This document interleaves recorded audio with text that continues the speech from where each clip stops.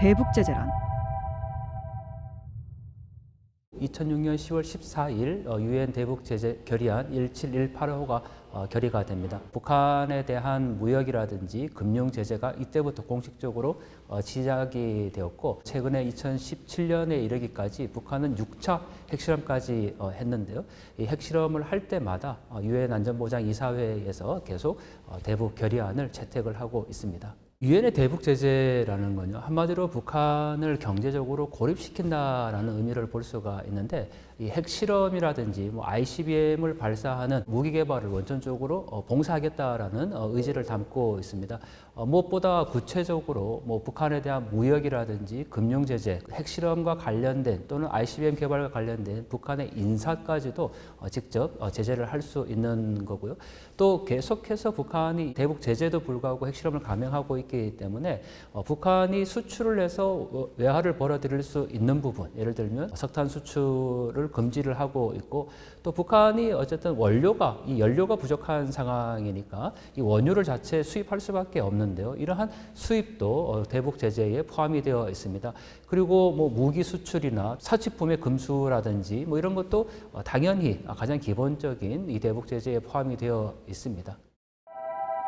미국, 일본, 한국 대북 제재 정책은 가장 큰 대북 제재를 시행하고 있는 국가는 미국이라고 할 수가 있습니다. 미국은 세컨더리 보이콧이라고 해서 제3국 기업이 북한과 거래했을 경우에도 제재를 가할 수 있다는 아주 강력한 제재 조치입니다. 또한 이 미국의 대북 제재와 같이 보조를 맞춰서 호주라든지 캐나다도 이 대북 제재에 참여를 하고 있고, 또 일본도 빼놓을 수가 없는데요. 일본은 과거에 북한과 선박을 교류를 했습니다. 하지만 지금 일본에서는 북한 선박 일체에 대한 입항 금지를 내리고 있습니다. 우리가 너무 잘 알고 있는 만경봉호를 통해서 북한이 일본으로부터 어떤 물자를 수입해가는 그런 상황이었는데요. 그것도 지금 원천적으로 봉쇄되어 있는 상태이고, 특히 한국도 독자적인 대북 제재를 하고 있습니다. 2010년 천안함 폭침 이후에 남북 간의 모든 교역은 중단이 됐고, 한국의 인사가 북한에 갈 수 있는 길은 원천적으로 봉쇄되어 있는 상황입니다.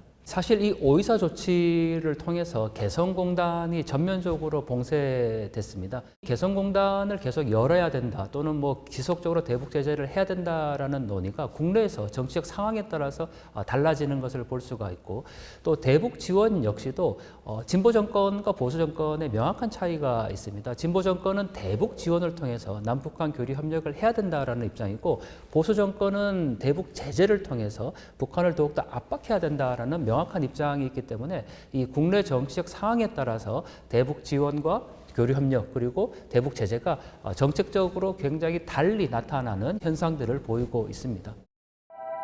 대북 제재 위반 사례는 글로벌 기업이라고 얘기하는 이 아디다스와 나이키 회사에서 중국에 하청을 줬는데, 하청을 받고 일을 한 사람들이 북한 노동자였다라는 사실이 밝혀지게 되면서 이게 큰 문제가 됐던 거죠. 왜냐하면 미국이나 이 대북 제재는 어떤 국적의 노동자들이 만들었는지도 굉장히 중요한 부분으로 보는데, 결국은 그 하청 업체에서 북한에 의뢰한 것으로 밝혀졌기 때문에 이후에 계약을 해지하는 선에서 마무리가 됐던 거죠. 제가 북한도 여러 번 이제 방문을 했지만 특히 북중 국경에 자주 가게 되는데요. 중국의 심양이나 단동, 특히 연길, 도문 이런 지역에 가보면 북한 노동자들이 아침에 나왔다가 저녁에 돌아가는 형태로, 즉 중국의 공장에 출근을 했다가 밤에 돌아가는 형태로 일을 하는 경우도 굉장히 많습니다. 북한 노동자들이 실제로 걸어서 이동한다든지 아니면 대형 버스를 이용해서 공장에 들어가고 있는 모습도 확인할 수가 있고, 또 심지어는 거기에서 한 달 이상 장기 체류를 하면서 이 물건을 만드는 것도 현지인들 통해서 증언들이 나오고 있기 때문에 그런 부분들이 이 대북 제재의 어떤 구멍이었다, 이렇게 표현할 수 있는 거죠. 사실 이 글로벌 기업 자체가 그 어떤 대북 제재를 위반했다기보다는 하청 업체의 잘못으로 판별이 났기 때문에 그 이후에 노동자 국적을 확인한다든지 현지 실사를 간다든지 굉장히 조치가 강화된 것으로 마무리가 되었죠. 유명무실 대북 제재 북한에 타격을 주고 있다.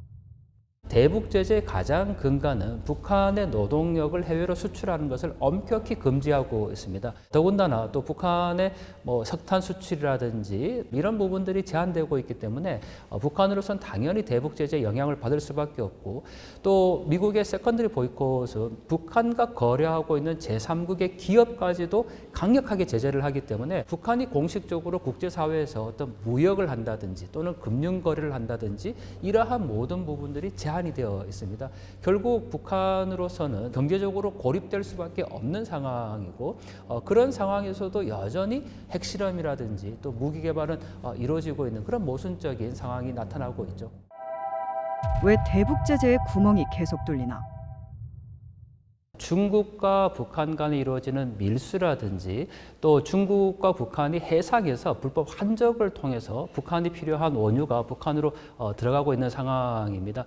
이 대북 제재가 시행되고 있음에도 불구하고 중국과 북한의 잠재적인 교류라든지 또는 수출과 수입이 이루어지고 있어서 우리가 지금까지 대북 제재의 어떤 실효성이라든지 구멍이 뚫렸다 이렇게 표현을 했는데, 특히 코로나19 기간 중에 이 북한과 중국의 국경이 완전히 봉쇄가 되었던 상황이죠. 그것은 자연스럽게 어떻게 보면 대북 제재가 더 강하게 이행되었던 시기라고 할 수가 있는데, 그러한 어려움을 지금 북한은 바로 이 러시아를 통해서 해결을 하고 있다라는 겁니다. 그 전에 중국으로부터 받았던 식량 지원이라든지 교류 협력 이러한 모든 부분들, 최근에는 무기 개발과 같은 것도 러시아로부터 기술 원조를 받고 있는 상황이죠. 결국은 북한이 지금 이 대북 제재를 회피할 수 있는 유일한 어떤 길은 러시아로부터 받는 지원이라고 할 수 있습니다. 북한이 지금 이 우크라이나 전쟁 가운데 파병을 한 것은 외화를 벌 수 있는 또는 핵실험이나 ICBM을 만들 수 있는 굉장히 중요한 재원을 확보할 수 있는 방안 중에 하나이고요. 또 북한이 1년간 약 5억 달러에서 10억 달러 정도를 해외 인력을 수출해서 벌어들일 수 있는 돈이었는데 그게 전면적으로 중단이 된 상태였죠. 하지만 최근에 이 러시아는 대북 제재를 그렇게 의식하지 않는 듯한 모습을 보이고 있습니다. 실제로 러시아 연해주 지역에는 북한 노동자들의 수출이 굉장히 많이 이루어지고 있고, 일반적으로 연해주 지역 어디를 가더라도 대규모 건설장에는 북한 노동자들이 일을 하고 있는 것을 확인할 수가 있었습니다. 그런데 이 대북 제재가 이제 시행되면서 특히 2019년 12월까지는 해외에 나와 있는 모든 북한 노동자들은 다 본국으로 돌아갔어야 됐죠. 그러다 보니까 2020년, 2021년 정도에는 연해주 지역에 그 북한 노동자들이 보이지 않았습니다. 물론 코로나19의 영향도 있었죠. 하지만 최근에 이 러시아와 북한과의 관계가 더 긴밀하게 이어지면서 연해주 지역 어디를 가더라도 반드시 대형 건설장에는 북한 노동자들이 나와 있다라는 거죠. 또한 러시아나 북한도 이 대북 제재에 대한 해외 인력 수출을 숨기지 않습니다. 물론 형식적으로는 노동자 수출이 아니라 유학생이라든지 이 인력 교류라든지 이렇게 이제 포장은 하고 있지만 전형적인 해외 인력 수출이라고 봐야 되는 부분이고, 그걸 통해서 지금 북한은 계속해서 이 외화를 벌어들이고 있는 그런 상황이죠. 예전에는 중국을 통해서 이러한 불법 환적이나 밀수나 또 중국의 어떤 대북 지원이 있었다면 지금은 그러한 역할을 러시아가 그대로 하고 있기 때문에 대북 제재의 실효성의 문제가 대두되고 있는 거죠. 대북 제재 실효성은? 대북 제재의 구멍이 뚫렸기 때문에 대북 제재가 과연 효과가 있느냐 이런 여러 가지 논란들이 있었지만, 어쨌든 북한은 이 대북 제재를 통해서 무역이나 금융에 제약을 받을 수밖에 없는 상황이었고요. 또 공식적으로 무기 수출이라든지 외화벌이의 압박을 이제 받았기 때문에 이 핵실험을 하는 또는 핵 개발을 하는 시간 자체가 굉장히 늦춰질 수밖에 없었다라는 거죠. 북한은 결코 핵을 포기하려고 하지 않을 겁니다. 그것은 자기의 생존과 직결되어 있는 부분이죠. 하지만 대북 제재를 하지 않을 경우에는 그 핵실험이라든지 또는 ICBM 개발의 속도가 훨씬 더 빨라질 수밖에 없다라는 거죠. 그런 점에서 본다면 대북 제재의 양면성이 있는데 그게 전면적으로 무효하다, 효과가 없다 이렇게 보기도 굉장히 또 어렵습니다. 결국 우리가 이 북한의 비핵화를 요구하는 것은 한반도 전체의 어떤 평화를 위함인 건데, 그런 점에서 보면 대북 제재를 통해서 핵 개발을 제어한다라는 있다라는 그런 상징적인 의미도 이 대북 제재의 효과로 볼 수 있을 것 같습니다. 북한의 해외 수출은 인권이라는 측면에서 보면 굉장히 열악한 상황입니다. 그러니까 우리가 정상적으로 어떤 인력을 해외 수출해서 개인이 이득을 갖고 그 일부를 국가에 뭐 세금으로 내는 그런 개념이 아니라는 거죠. 분명하게 북한 주민들의 인권 침해가 있는 상황인데 그러한 부분들을 국제사회가 공식적으로 제기를 했고 또 대북 제재를 통해서 결국 이 북한 당국에 대해서 핵실험이나 또는 ICBM 개발이 잘못됐다라는 그런 신호를 줄 수 있었다라는 점에서 어느 정도는 효과성이 있다고 볼 수 있죠. 대북 제재 왜 완벽하게 작동하지 않나?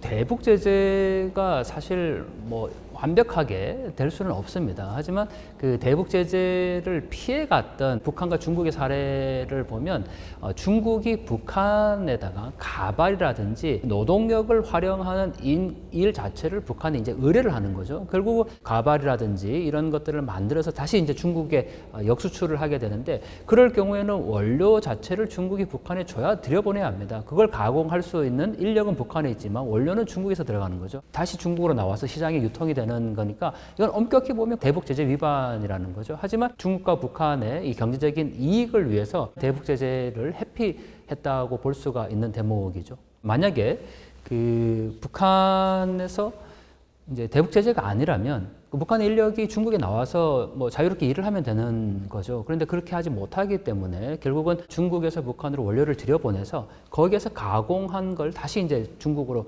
갖고 나와야 되는 조금 뭐 비효율적인 일들이 벌어지게 되는 거니까 대북 제재를 통해서 북한의 핵을 완전히 막겠다. 이거는 솔직히 좀 과욕입니다. 하지만 어떤 방식으로든 북한이 불법적인 행위에 대해서 이 눈치를 볼 수밖에 없는, 의식할 수밖에 없다라는 점에서 이 대북 제재의 어떤 효용성을 우리가 좀 기대해 볼 수 있다는 거죠. 중국과 러시아도 어떤 국제사회의 책임 있는 일원으로서 대북 제재 이행을 하고 있다라는 것을 형식적으로라도 이걸 보여주고 있습니다. 그렇지만 이 러시아와 우크라이나 전쟁이 시작되고 나서 러시아는 뭐 공식적으로 또는 공개적으로 대북 제재를 아예 아랑곳하지 않는, 왜냐하면 파병이 이루어지고 있고 또 북한으로서는 지금 상황에서 가장 큰 외화벌이는 결국은 노동력 수출입니다. 이 노동력 수출이 러시아 연해주 지역에서 주로 이루어지고 있는데 과거에는 숨어서 일을 했다면 지금은 러시아 연해주 어디를 가도 이 공개적으로 대형 건설장에 북한 노동자들이 볼 수 있다라는 거죠. 만약에 대북 제재를 이행한다면 러시아도 북한 노동자들을 실제로 단속을 했습니다. 그리고 본국을 소환을 시켰죠. 하지만 지금은 오히려 러시아가 북한 노동자를 받아들이고 있는 상황이기 때문에 제재의 어떤 무용성이라든지 효과성이 떨어지고 있다는 것으로 볼 수 있는 거죠.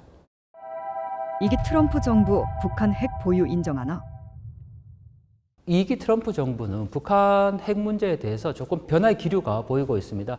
무엇보다 북한을 핵 보유국으로 지금 인정하고 있는 듯한 이 입장을 취하고 있는데요. 국제사회가 북한이 어느 정도 핵 탄두를 지금 보유하고 있다는 것에 대해서는 기정사실화 받아들이고 있는 것 같습니다. 결국 북한의 이 핵 개발을 잠정적으로 중단시키거나 또는 감축하는 차원에서 접근하고 있는 것으로 볼 수가 있는데요. 그런 점에서 보면 이 대북 제재를 통해서 뭐 북한의 어떤 핵 개발이나 이런 것들을 속도를 늦추거나 ICBM의 강도를 낮출 수 있는 정도로 이 대북 제재가 이루어져야 되는 것이 아닌가라고 생각이 됩니다. 러우 전쟁 종식, 북미 관계 시작. 북한의 입장에서는 러시아와 우크라이나 전쟁 중에 뭐 미국과 협상을 한다든지 트럼프와 제2의 뭐 길을 모색한다든지 그런 가능성은 상당히 좀 낮아 보입니다. 결국 김정은의 입장에서는 우크라이나 전쟁 이후에 이 러시아로부터 받았던 이러한 경제적인 이득을 어디에서 충당할 것인가? 그건 결국 미국과의 협상의 여지가 남아있다라는 거죠. 트럼프도 그걸 잘 알고 있을 겁니다. 특히 지금 트럼프 입장에서는 경제적인 실리를 굉장히 중요시하고 있는데 트럼프 대통령이 관심을 갖고 있는 분야가 바로 북한의 관광입니다. 김정은 역시도 지금 북한 원산지구, 갈마지구 이런 관광을 굉장히 강조하고 있기 때문에 이런 부분에서 어떤 두 접점이 만나게 된다면 대북 제재에 대한 완화라든지 또는 북미 간의 협상까지도 이어질 수 있는 가능성은 충분히 있죠. 하지만 지금 단기간에 결국은 우크라이나 전쟁이 어떻게 끝나느냐 또는 언제 종식되느냐에 따라서 북한과 미국 간의 이 관계 설정이 달라질 것 같습니다. 트럼프 입장에서는 지금 사실 북한 문제는 가장 우선적인 정책의 순위는 아닙니다. 하지만 트럼프 역시도 전 세계의 어떤 이 문제에 대해서 당연히 어떤 성과를 내려고 할 것이고 전 세계 이목이 가장 집중되는 게 바로 북한과의 관계 개선입니다. 그러한 북미 간의 관계 개선을 어떤 핵 협상이라든지 정치적인 문제로 풀기는 굉장히 어렵다라는 거죠. 그런 점에서 보면 여러 가지 복합적인 요인들을 통해서 트럼프는 북한에 제한할 게 분명히 많을 거고 북한 역시도 러시아 전쟁 이후에 우크라이나 전쟁 이후에 러시아로부터 받게 되는 경제적인 지원이라든지 또는 북한 내부의 어떤 경제적인 지원들을 이 미국으로부터 받으려고 하는 그런 움직임이 분명히 있을 것 같습니다. 예를 들면 트럼프가 북한의 김정은과 어떤 강강의 접점이 있어서 관광이라든지 뭐 금융에 대한 인프라 이런 부분들까지 협력을 한다고 하더라도 그 전제는 당연히 핵 감축에 대한 또는 비핵화에 대한 논의가 선행될 것입니다. 그게 반드시 이루어져야 북미 간의 어떤 교류라든지 뭐 이게 이루어지는 거지 미국이 북한으로부터 얻으려고 하는 비핵화라든지 또는 뭐 핵군축이라든지 이런 부분들에 대한 선행 조건 없이 이게 추진되기는 어렵다라는 거죠. 사실 그렇기 때문에 지금까지 뭐 하노이 빅딜이라 노딜이라든지 이렇게 일어난 걸로 볼 수가 있는데요. 결국 그런 점에서 본다면 북한의 어떤 핵 감축이라든지 비핵화에 대해서 어떤 걸 줄 수 있느냐에 따라서 북미 간의 관계 진전도가 나타날 것 같습니다.